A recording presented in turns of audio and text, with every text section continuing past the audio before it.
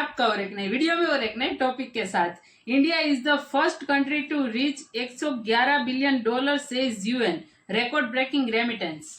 तो फिर भी लोग कहते हैं ना, खास करके अमेरिका वाले, बाइडन साहब जिन्होंने स्टेटमेंट दिया, कौन सा कुछ फोबिया का, जेनोफोबिया के बारे में, फलाना ढिमका, इंडिया ग्रो नहीं कर रहा है, ये सब कुछ कहा है। फिर भी हमें वीडियो देखना चाहिए दोस्तों। ये वीडियो आपके लिए बहुत नॉलेज बढ़ा सकती है। प्रशांत धवन जी का वीडियो है, आशा करके पसंद आएगा दोस्तों। और पसंद आए तो लाइक और शेयर जरूर से कर दीजिएगा। और चैनल पर पहली बार आए, सब्सक्राइब नहीं किया तो साथ में सब्सक्राइब भी कर दीजिएगा। चलिए स्टार्ट करते हैं।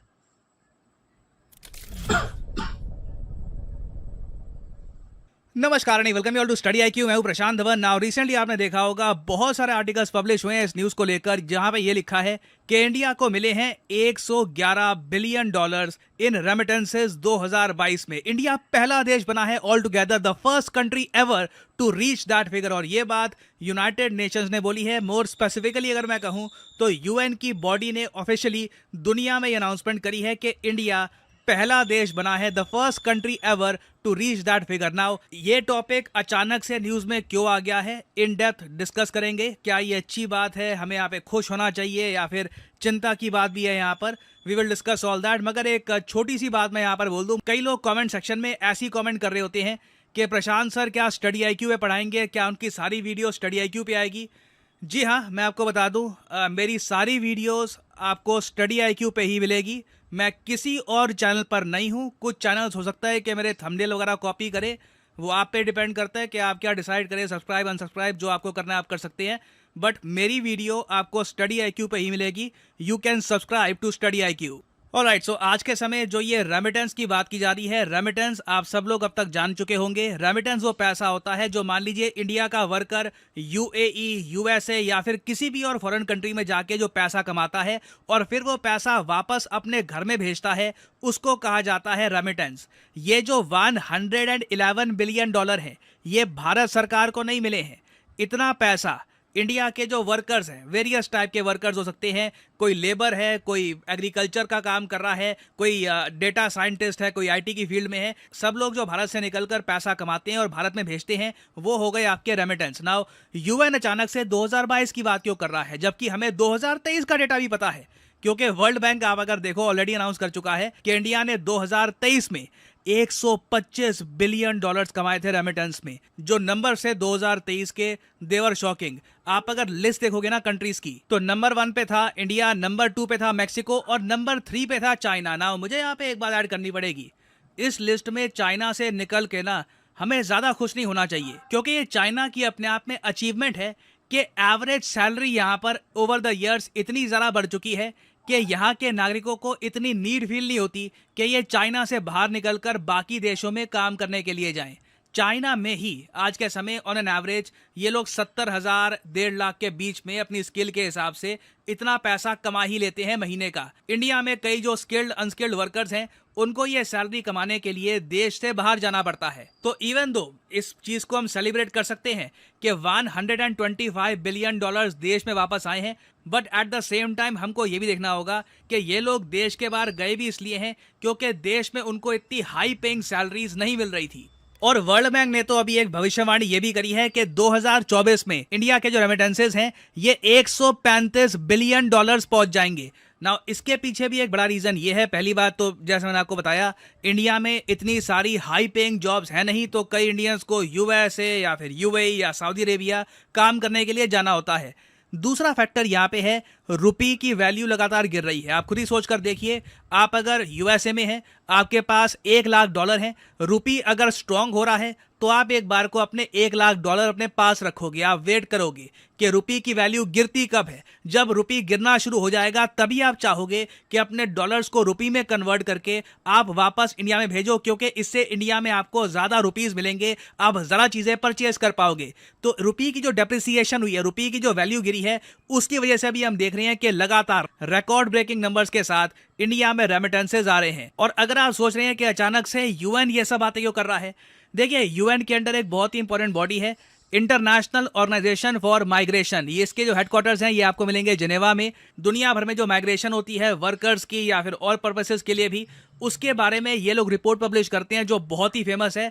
काफी बार एग्जाम्स में इससे रिलेटेड क्वेश्चन भी आ चुका है कि वर्ल्ड माइग्रेशन रिपोर्ट कौन पब्लिश करता है। तो जो 2024 की रिपोर्ट पब्लिश हुई है उसमें इंडिया के बारे में एक्सटेंसिवली इन्होंने लिखा है कि रेमिटेंस के मामले में India is the king. Now again depend करता है कि आप इस बात को लेकर खुश हो या फिर आप सोचो कि काश हमारे देश में इतनी जॉब्स होती। डिपेंड करता है आपके पर्सपेक्टिव पे, मगर इस रिपोर्ट में इंडिया का 90 से ज्यादा बार मेंशन किया गया है। और सबसे ज्यादा इंटरेस्टिंग डेटा आपको इस पूरी रिपोर्ट में ये मिलेगा कि दुनिया भर में top country to country migration corridor कौन कौन से हैं, मतलब कि कौन से 2 देश हैं जिनके बीच में सबसे ज्यादा माइग्रेंट्स जाते हैं, मतलब कि एक कंट्री से दूसरी कंट्री में।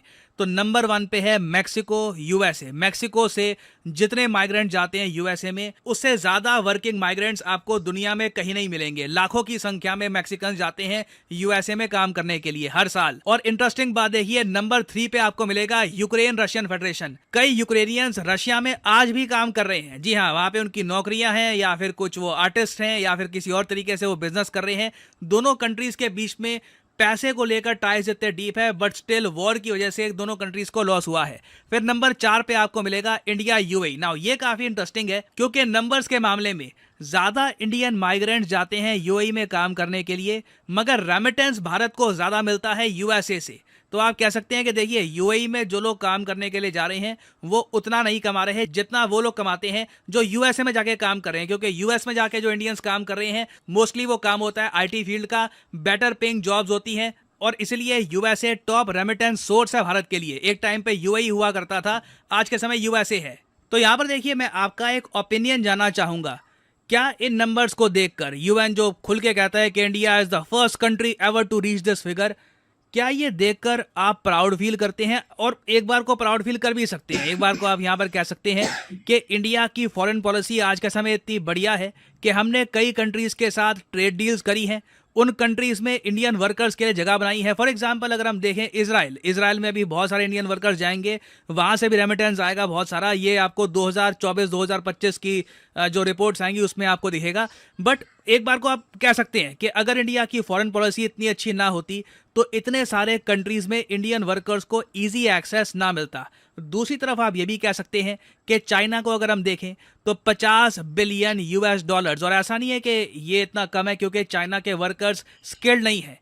रीजन इसका यही है कि वो अपने देश में इतना काम कर रहे हैं कि बाहर जाने की उनको आवश्यकता नहीं पड़ती। But at the same time आप ये भी कह सकते हैं कि जब आप अपने ही देश में काम कर रहे हैं तो आप विदेशी मुद्रा कमा के नहीं ला रहे। हमारे वर्कर जब बाहर काम करते हैं तो वो विदेशी मुद्रा देश में ला रहे हैं। तो लिखेगा इसके बारे में कमेंट सेक्शन में।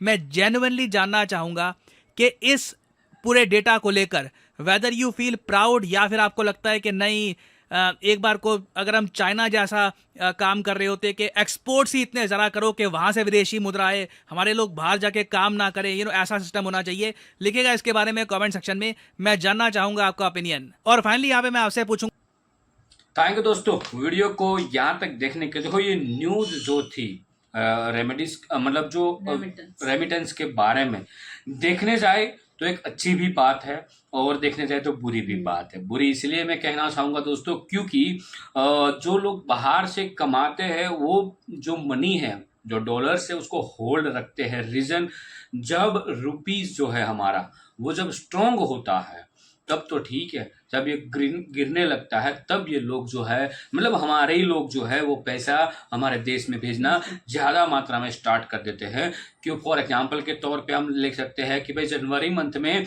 जो डॉलर था वो करीबन 79 रुपीस में $1 था।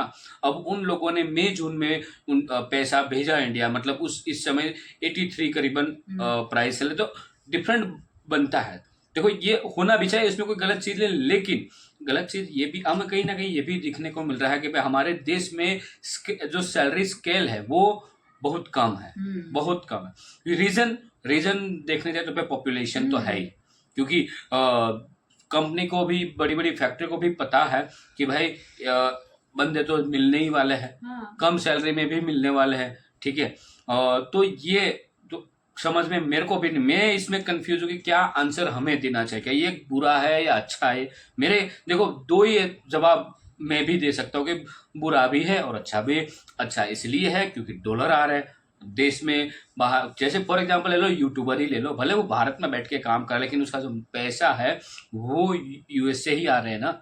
हाँ, आईएनआर में कन्वर्ट होके आ रहे हैं, ये बात सही है, लेकिन आ तो वहीं से रहे। तो हो सकता है क्योंकि पहले यूट्यूबर जो और फेसबुक अर्निंग और यूट्यूब अर्निंग वो भी बहुत कम मात्रा थी। अब देखने जाए तो बहुत मात्रा बढ़ चुकी है यूट्यूबर और मतलब जो कंटेंट क्रिएटर है उन लोगों की मैं बात कर रहा हूँ। और दूसरी बात ये भी है कि भाई जैसे जैसे पैसा हमारा गिरता है वैसे वैसे लोग ज़्यादा डॉलर भेजते हैं इंडिया में, तो उससे ये मालूमात होता है कि भाई कहीं ना कहीं हमारा रुपया जो है वो स्ट्रॉन्ग नहीं है, कहीं ना कहीं हम गिरावट में है, ये समझ लीजिए, ये भी हो सकता है। और दूसरा ये भी है कि भाई जैसे जैसे हमें ट्रेड बढ़ा है कई सारी कंट्री में, तो वैसे भी डॉलर ज़्यादा, इसीलिए जो सरकार है वो मेहनत कर रही है कि हमारी जो रुपए है, कंपनी जो है गवर्नमेंट की, जिसको हम भीम ऐप कहते हैं, रुपए यूज़ करते हैं, रुपए कार्ड भी आने लगे अभी, ठीक है, तो ये उसका इस्तेमाल ज़्यादा बढ़ जाएगा तो अच्छी बात है, ताकि हमारा पैसा जो है वो स्ट्रॉन्ग होगा। अदरवाइज तो फिर तो जाएगा 100 के पार डॉलर, ये भी हो सकता है। लेकिन देखो दोनों चीज़ है, अभी इसमें मैं कंफ्यूज हूँ दोस्तों, मैं भी प्रॉपर आंसर नहीं दे पाऊंगा कि अच्छी चीज़ है या बुरी चीज़ है, क्योंकि देखने जाए तो पैसा आ भी रहा है, डॉलर मतलब विदेशी मुद्रा भंडार हमारा बढ़ भी रहा है, ये भी अच्छी बात है, क्योंकि हमें विदेशी मुद्रा भंडार हमारे पास ज़्यादा रहेगा तो अच्छी बात है कि हम जब ट्रेड करने में मुश्किलात आती है वो कम आएगी, क्योंकि उसमें कभी कभार डॉलर नहीं होते हैं तो कई सारी डील ऐसी होती है जो होल्ड पे रखी जाती है, या तो टाइम पे पेमेंट ना करने की वजह से फिर ब्याज भी देना, ये सब कुछ कम हो जाएगा जब ये सब कुछ रहेगा तो। लेकिन आपकी दोस्तों ज़रूर राय हम जानना चाहेंगे, आपका क्या ख्याल है इस न्यूज़ के बारे में, कमेंट में लिखकर आप हमें जरूर बता दीजिए। फिलहाल आपसे विदाई ले रहे, लेकिन मिलेंगे और एक नए वीडियो में आपके साथ। टिल देन, जय हिंद, जय भारत।